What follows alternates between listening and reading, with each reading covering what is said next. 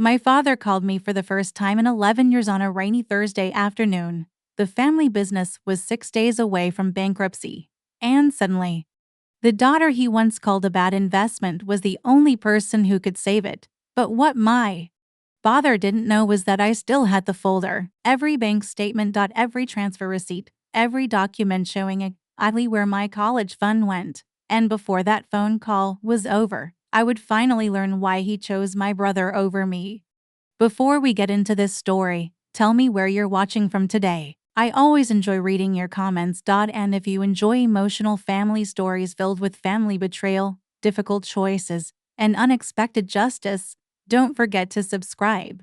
Now let me tell you how my father destroyed my future to save my brother's dream, and why he spent 11 years pretending it never happened. My name is Claire Bennett. I'm 35 years old. 2 months ago, my father called me after more than a decade of silence. But to understand why that call mattered, I need to take you back to the summer I turned 18. The summer my father decided my future was worth less than my brother's. I grew up in a small town called Ashford, population 3,000, one traffic light, one grocery store, one church, and one family business that everyone in town knew, Bennett Hardware. My grandfather started it in 1904. My father inherited it in the early 90s, and by the time I was born, people talked about the business as if it were another member of our family. Dad loved that store more than anything, more than vacations, more than hobbies. Sometimes, I think he loved it more than people. Every morning he left the house at 6:30. Every evening he came home covered in dust from lumber and drywall. Customers respected him, employees trusted him, people called him honest, hardworking. Dependable. Most of the time, they were right. But good businessmen don't always make good fathers. My father was named Robert Bennett. My mother was Susan. And my older brother was Jason. Jason was 3 years older than me. And if you've ever grown up with a golden child in the family, you already know how this story begins. Jason was the sun. The rest of us simply orbited around him. When Jason scored a goal in soccer, we celebrated with dinner at his favorite restaurant. When I got straight A's, Dad nodded and said, "Good." When Jason brought home a report card with 3 C's, Dad blamed the teachers. When I brought home a report card with all A's and 1 B. Dad asked what happened. I don't say that because I'm bitter. I say it because you need to understand the math. In our house, effort was expected from me, but success was celebrated for Jason. My mother noticed it. Everyone noticed it. Nobody talked about it. One night, when I was 15, Mom found me crying in my room. Jason had just received a used pickup truck for his birthday. I had spent years saving money for driving lessons. Dad said there wasn't enough money. 3 weeks later, he bought Jason the truck. Mom sat beside me on my bed and quietly said something I'll never forget. "Your father loves you." I stared at the floor. She hesitated, then added, "He just understands Jason better." Even at 15, I knew that wasn't true. People don't accidentally spend thousands of dollars on one child and forget the other. That takes effort. The older I got, the more obvious it became. Jason wanted to play baseball. Dad paid for private coaching. Jason wanted a dirt bike. Dad somehow found the money. Jason wanted to start a landscaping business after high school. Dad bought him equipment. Trailers. Tools. Commercial mowers. Everything. The business lasted 8 months. Then Jason lost interest. The equipment sat behind our garage for years, rusting, unused. Nobody ever mentioned how much money had been wasted. I was different. I love numbers. Budgets. Spreadsheets. Accounting. While Jason dreamed about businesses, I studied how businesses survived. At 16, I started helping the bookkeeper at Bennett Hardware after school. One organized invoices, balanced receipts. Updated inventory reports. I loved it. The numbers made sense. People didn't. By the time I graduated high school, I was ranked first in my class. I earned scholarships, academic awards. Recommendations. And eventually, I was accepted into one of the best business schools in the state. The day the acceptance letter arrived was one of the happiest days of my life. I ran into the kitchen holding the envelope. Mom cried. Actually cried. Dad smiled. Briefly. Then asked, "How much is it going to cost?" I remember the exact words. Not "congratulations." Not "we're proud of you." How much is it going to cost?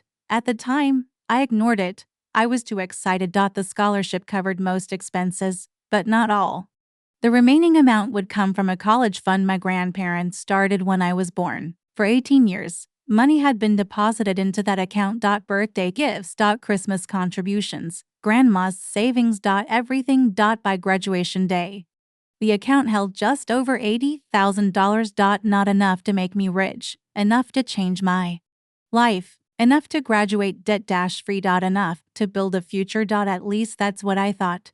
3 weeks after graduation, I went to the bank. I wanted to review the account before making tuition payments. The banker greeted me politely, pulled up the account, then frowned. I still remember that expression. The confusion. The hesitation. The way she looked back at the screen twice. Miss Bennett, something immediately felt wrong. What is it? She turned the monitor slightly. And that's when I saw it. The balance. I blinked, looked again, then again, because my brain refused to accept what I was seeing. The account wasn't $80,000. It wasn't $70,000, or $50, or $20. The account contained less than $300. I stared at the screen, certain there had to be a mistake. There must be another account. The banker slowly shook her head. No, ma'am. My stomach dropped. I pointed at the screen. Where did the money go? She clicked several times, opened transaction history. Then turned the monitor toward me. Transfer after transfer. Withdrawal after withdrawal. The dates stretched across months. Large amounts, thousands at a time. I couldn't breathe, because every withdrawal had been authorized by one person. Robert Bennett. My father. I drove home in complete silence. The folder containing the transaction records sat on the passenger seat. I must have looked at it 20 times, hoping something would change. Nothing did. The numbers remained the same. The money was gone. My future was gone. And I already knew exactly who had taken it. What I didn't know yet was why or where it had gone, but I was about to find out. And the answer would destroy my relationship with my father forever. For a few seconds, I couldn't move. I sat in my car outside our house, staring at the bank records. The late afternoon sun reflected off the windshield. People walked past. Traffic moved. Life continued. But my world had just stopped. 18 years. 18 years of savings. Gone. Not lost. Not invested. Not stolen by a stranger. Taken by my own father. I walked into the house carrying the folder. Mom was standing in the kitchen making dinner. The smell of roasted chicken filled the room. Normally, it would have felt comforting. That day it made me sick. She looked up and immediately noticed something was wrong. Claire? I placed the folder on the counter. Where's Dad? Her face changed instantly. A tiny shift, but enough. She already knew. My stomach tightened. Mom? Her eyes dropped to the folder, then back to me. Where's Dad? She swallowed. At the store. I nodded slowly, and suddenly I understood something. She knew, maybe not everything, but enough. I drove straight to Bennett Hardware. The parking lot was nearly empty. The store would close in 30 minutes. Dad was standing behind the service counter reviewing invoices, exactly where he always was. For a moment, I just stood there, watching him. The man who taught me how to ride a bicycle. The man who helped me with math homework. The man I trusted. Then I walk over and place the folder on the counter. His eyes dropped too. It immediately. And I watched all the color leave his face. He knew exactly what it was. Neither of us spoke. Not at first. The silence lasted several seconds. Finally, I opened the folder, pulled out the transaction records. And placed them in front of him. Where did it go? Dad stared at the papers. His jaw tightened. I repeated the question. Where did my college fund go? The store suddenly felt very quiet. Quiet, finally. He sighed. Not guilty. Not ashamed. Tired. Like someone annoyed that a problem had finally caught up to him. And somehow that hurt more. Claire, I interrupted him. No, my voice shook. You don't get to say my name first. His eyes lifted. I had never spoken to him that way before. Neither had anyone else. I pointed to the records. Where did the money go? The answer came quietly. Quietly. It went to Jason. For a moment I couldn't process the words. The sentence sounded unreal, like something from a movie. What? It went to Jason. I felt my hands trembling. Why? Dad rubbed his forehead, the way he always did when discussing business problems. His company was struggling. I laughed, a short, broken laugh, because surely I had misunderstood. What company? The landscaping business. I stared at him. The business that fell 2 years ago? His silence answered for him. The room spun, not physically, emotionally. I suddenly understood every missing piece. The equipment. The trailers. The debt. The late night arguments I heard through bedroom walls. The stress. The unexplained withdrawals. Everything fit. My college fund hadn't disappeared. It had been used to rescue Jason. Again. I looked at Dad. Really looked at him, and for the first time in my life, I saw a stranger. You took my college fund. His voice hardened. It wasn't that simple. Then explain it. He needed help. I stared at him, and I didn't. No answer. He was drowning. And I wasn't. Still nothing. Then he said something I would never forget. Not as long as I lived. Jason had a chance to build something. The words hung in the air. I felt my heartbeat. Slow. Dangerously slow. Because suddenly, everything became clear. I wasn't hearing an explanation. I was hearing the truth. The real truth. The truth nobody had ever admitted. I looked him directly in the eyes. And what was I building? He didn't answer. Because he could in single quotes t. The silence stretched. Then I asked the question that mattered. Did Grandma know? His face changed immediately. And that was enough. The answer was yes. I closed my eyes. My grandmother had spent years contributing to that account. Birthday after birthday. Christmas after Christmas. She believed she was helping me go to college. Instead, her money had been redirected to Jason. Without her knowledge, without her permission. The betrayal suddenly felt bigger. Much bigger. When I opened my eyes again, Dad looked uncomfortable for the first time. Good. He should. How much did Jason know? Another pause. Another answer. Most of it. I laughed. Again. This time there was no humor in it. Just disbelief. Jason knew. Of course he knew. The golden child always knew. I grabbed the folder, started putting the papers back inside. Dad frowned. Where are you going? I looked at him, and something inside me broke. Not dramatically, not loudly. Quietly. Permanently. The way a branch snaps under heavy snow. No noise, just damage. I'm leaving. His face hardened. Don't be ridiculous. I almost smiled. Ridiculous. $80,000 disappeared. My future was stolen. And I was being ridiculous. Then he said the sentence that changed everything. The sentence I would remember 11 years later. The sentence I would repeat back to him when he called, begging for help. College was always a gamble, Claire. I stared at him. He continued. Jason's business needed immediate support. The next words came out effortlessly. As if he had believed them for years. As if he had rehearsed them as an investment. He shrugged. You were the riskier option. The room went silent, completely silent. Even the store seemed to stop breathing, because there it was. The truth, the whole truth. Not hidden, not disguised, not softened. My father had looked at his two children and decided one was worth investing in. The other, was in single quotes t. I picked up the folder, turned toward the door, and stopped. Without looking back. I asked one final question. If my scholarship hadn't existed, my voice barely rose above a whisper.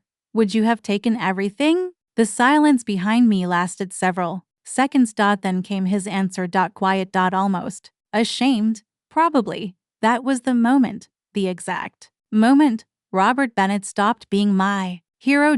And became a man who chose one child over another. I walked out of Bennett Hardware, got into my car, locked the doors. And cried harder than I ever had in my life. Not because of the money, because money can be replaced. Dreams can be rebuilt. But once someone shows you exactly how much you're worth to them, you can never unknow it. That night I started a folder, a plain brown folder. Nothing special, Inside it I placed the bank statements, the transfer records, copies of the withdrawal sure documents, 3 pieces of evidence. At the time, I thought it was just paperwork. I didn't know that 11 years later, that same folder would be sitting on my desk. Waiting for the day my father called and asked me to save the family business. The next morning, I packed a suitcases, one for clothes. One for everything else. The folder went into the second suitcase, not because I planned to use it. Because throwing it away felt wrong. Some documents change your life. Those bank records were now part of mine. Mom stood in the driveway while I loaded my car. She cried. Dad never came outside. Not once. Not even to say goodbye. Looking back, that hurt more than the money. I wasn't leaving because of a stranger. I was leaving because of him. And he couldn't even walk 20 feet to watch me go. Before I got in the car, Mom grabbed my arm. Her eyes were red. Please don't do this. I looked at her. Do what? Leave. I almost laughed. As if I were the one leaving. As if they hadn't pushed me out years before I ever touched the steering wheel. Mom, my voice was calm. To calm. Dad already left. She stared at me. Confused. Then I got into the car and drove away. I moved into a tiny apartment near campus. The rent was awful. The furniture was worse. My kitchen table doubled as a study desk. Half the time I survived on instant noodles and coffee. But for the first time in my life, everything I had belonged to me. Nobody could take it. Nobody could transfer it. Nobody could decide I wasn't worth investing in. The scholarship covered most expenses. The rest I financed through loans, work study jobs. Weekend shifts, anything I could find. I worked harder than I ever had before. Not because I wanted success, because I refused to prove my father right. During my second year of college, I met Ethan Cole. Ethan was studying software engineering. Tall. Quiet. The kind of person who listened before speaking. Most people underestimated him. I liked that immediately. He reminded me of myself. Our first date cost $12. Two coffees, one shared slice of pie. And 3 hours of conversation. At the end of the night, he said something I still remember. You're carrying something heavy. I laughed. What makes you think that? He smiled. The way you talk about everything except your family. For the first time in months, someone saw through me. We dated for 3 years. Then 4. Then 5. Steady. Simple. Healthy. No games. No drama. No conditions. The exact opposite of everything I grew up with. Meanwhile, back in Ashford, Jason remained Jason. Every few months, Mom called, usually from a number Dad didn't know she was using.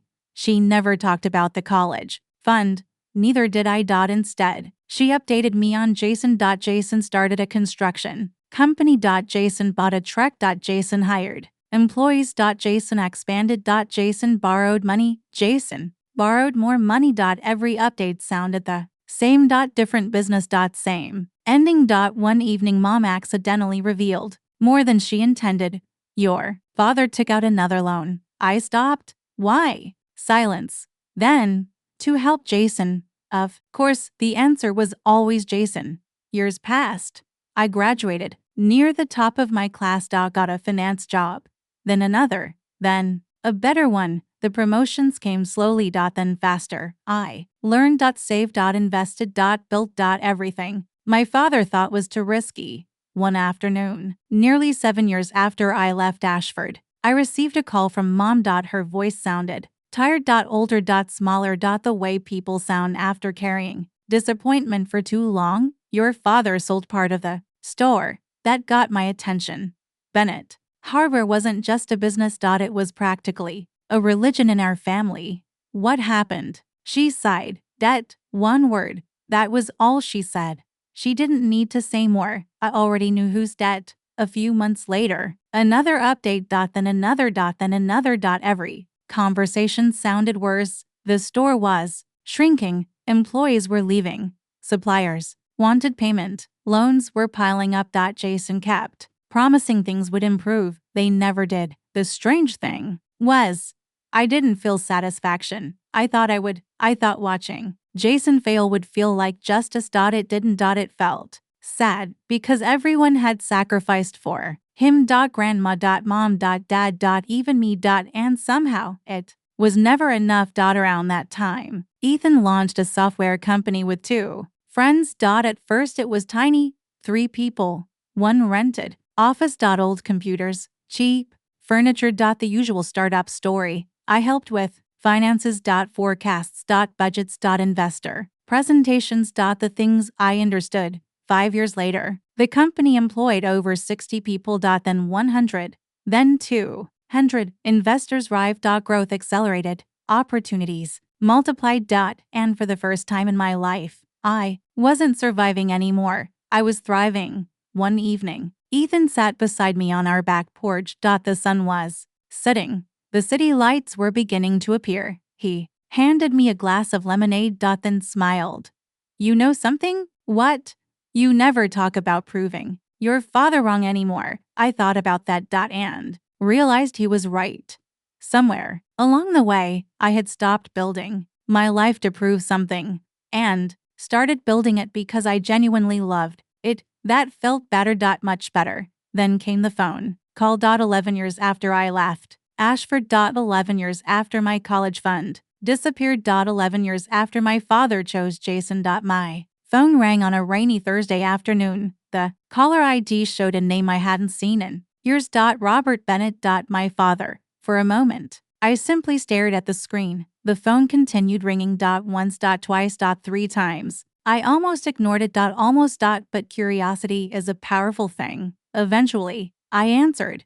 Hello. Silence. Then a voice, older than I remembered. Tired. Defeated. Double quotes. Claire. I hadn't heard him say my name in years. Not like that. Not without judgment. Not without disappointment. Just Claire. I waited. He cleared his throat, then said 7 words that changed everything.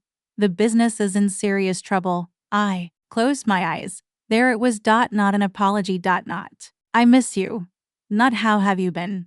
The business. Always the business. What kind of trouble? Silence. Then, we might lose everything. The words landed heavily. Because for the first time in my life, my father sounded afraid, truly afraid. Then, he said something I never expected. Something I had imagined hearing 1,000 different ways, but never like this. Claire. Another pause, longer this time. I need your help. And suddenly, after 11 years, the man who once called me the riskier investment was asking for an investment of his own. For several seconds, I didn't answer. I sat in my office staring out the window. Rain rolled slowly down the glass. 11 years. 11 years of silence. And the first thing my father said was, I need your help. Not, I'm sorry. Not, I was wrong. Help. What exactly do you need? His breathing became heavier. The bank is calling our loans. I stayed quiet. He continued. We're behind on supplier payments. Another pause. Then, if we don't find a solution by next week. His voice cracked. Bennett Hardware is gone. I closed my eyes. The store. The same store my grandfather built. The same store where I learned bookkeeping. The same store that had once felt like part of our family. Gone. For a moment, I felt something unexpected. Sadness. Not for my father, for my grandfather, because he spent 40 years building something. And 11 years watching it slowly collapse. When do you need an answer? Can you come home? Home. The word almost made me laugh. Ashford hadn't felt like home in a very long time. Still, I said yes. 3 days later, I drove back to Ashford. The town looked exactly the same. The church, the diner. The traffic light. Even the hardware store looked familiar. Just older. Tired. Like the people running it. The Bennett Hardware sign was faded, paint peeling. Several display windows were empty. That alone told me everything. Healthy businesses don't leave windows empty. Dad was waiting inside. For a moment, neither of us spoke. 11 years, reduced to silence. He looked older, much older. His hair was mostly gray. His shoulders slumped. The confidence I remembered was gone. Thank you for coming. I nodded. Nothing more. He led me into the office. The same office where he once reviewed invoices. The same office where he told me I was the riskier investment. The irony wasn't lost on either of us. Stacks of paperwork covered the desk. Loan documents. Past due notices. Supplier demands. Collection letters. I spent nearly 2 hours reviewing everything. The numbers were worse than I expected. Much worse. Finally, I looked up. How much of this is Jason? Dad lowered his eyes. The silence answered first. Then, most of it. Of course, over the years Jason had borrowed against the business. Used company assets as collateral. Taken loans. Missed payments. Made promises. Broken them. Again and again. And every time. Dad rescued him. Until there was nothing left to rescue him with. Where is Jason now? Dad rubbed his forehead. Florida. I blinked. Florida. He moved last year. I almost laughed. Not because it was funny, because it was predictable. The golden child had already left, leaving everyone else to clean up the mess. For a long moment, neither of us spoke. Then Dad said something I never expected. Something I had waited 11 years to hear. I was wrong. The words were quiet, almost fragile. I stared at him, not trusting my ears. I was wrong about you. He swallowed hard. I thought Jason needed help. I thought you would be fine on your own. His eyes filled with tears. I kept choosing him. Another pause. And every time I did, his voice cracked. I lost a little more of you. The room became very still. Then he said the sentence that mattered most. The sentence I never thought I would hear. You were never the risky investment. Silence. I was. For a second I couldn't breathe. Because there it was. The truth. 11 years late. But finally honest. Dad looked away, ashamed. I told myself I was helping him. He said quietly, but I wasn't helping him. He laughed bitterly. I was protecting him from consequences. For the first time, I agreed with him. The silence stretched between us. Not angry. Not hostile. Just honest. Finally he looked at me. Can you save it? The question hung in the room. Could I? Yes, probably. The money wasn't the issue. The resources weren't the issue. The expertise wasn't the issue. The real question was, should I? I looked around the office. At the faded walls, the old photographs. My grandfather's picture hanging above the filing cabinet. The business wasn't my father's dream anymore. It wasn't even Jason's. It belonged to generations before them. Then I thought about Ethan. About our company. About every opportunity I built myself. About every loan payment. Every late night shift. Every sacrifice. And suddenly I knew exactly what I wanted. No. Dad closed his eyes. As if he expected that answer. I continued. I'm not giving you money. He nodded slowly. Not arguing. Not negotiating. Just listening. But his eyes opened. I'll help you sell it. He frowned. The store. I nodded. The business can't survive. The numbers are too far gone, but the property still has value. The inventory has value. The brand has value. I pushed the papers toward him. If we do this correctly, we can pay the debts, protect Mom, and give you a retirement.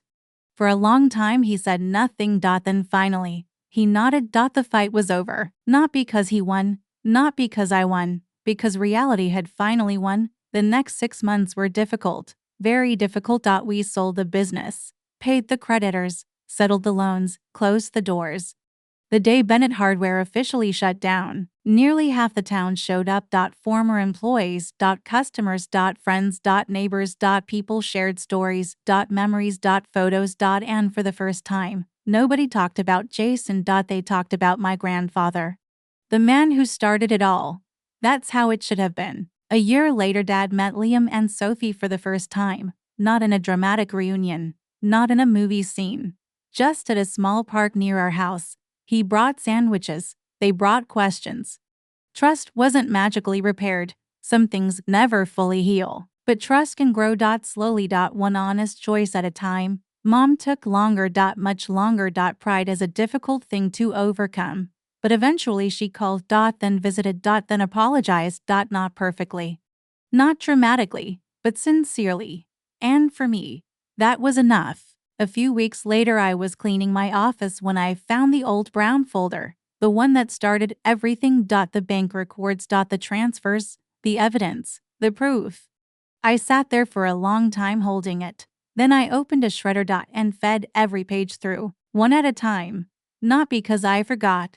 Not because it didn't matter, Because I finally didn't need it anymore. 11 years earlier, my father looked at two children and decided one was worth investing in. Life eventually proves something he never understood. The best investments aren't the people who need saving, they're the people who keep building anyway, and sometimes the greatest return comes from walking away and creating a future nobody believed you could have.